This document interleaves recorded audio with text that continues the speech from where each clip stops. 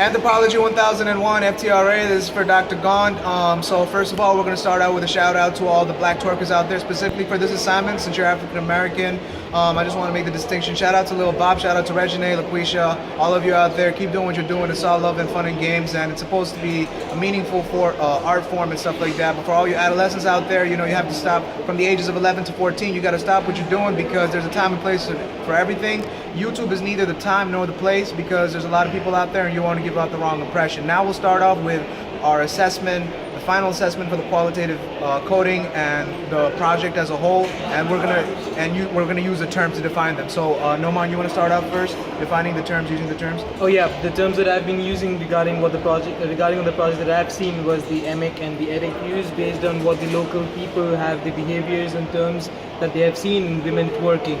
So there were many views and many aspects. What I have learned is that twerking has not been seen only as an activity, but it's also an art.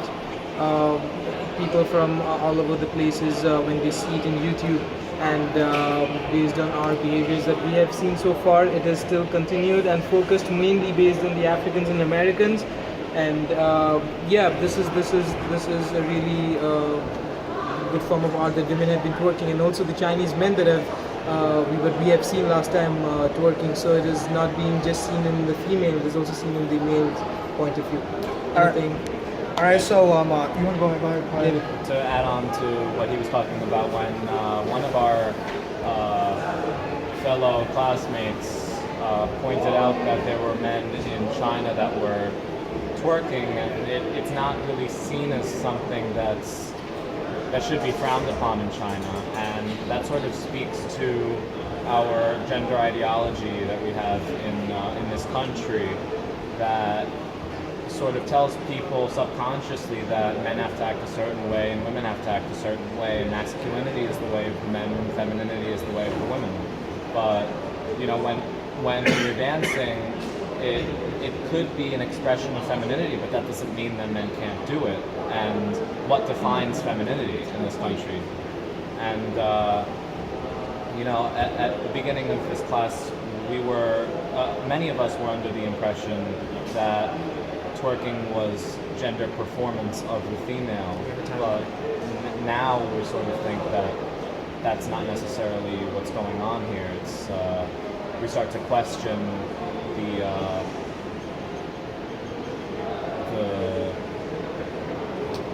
ideologies of this country and of our culture.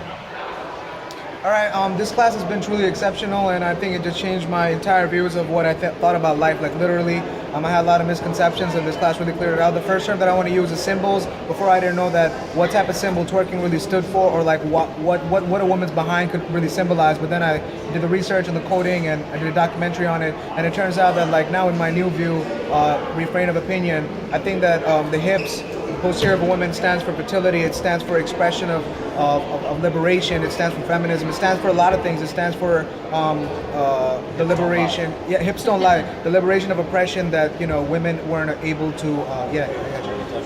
Yeah. Hold on, I gotta use two more terms. So one more term that I want to use is mental maps of reality. My mental maps of reality were like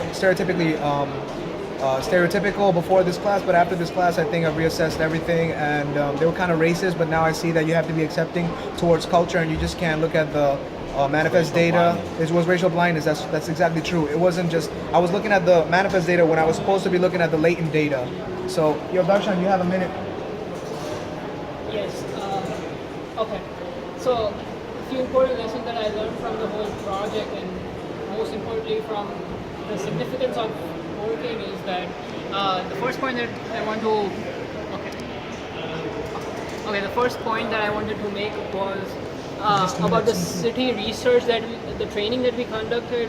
I think that was a great learning experience in terms of how to conduct proper professional research. The second lesson that I learned about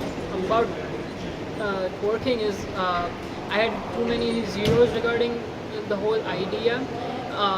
I think a lot of zeros have been addressed in the class. I see twerking as an African American hegemony which is spreading around, as Fez and Delwar mentioned earlier. Shout out to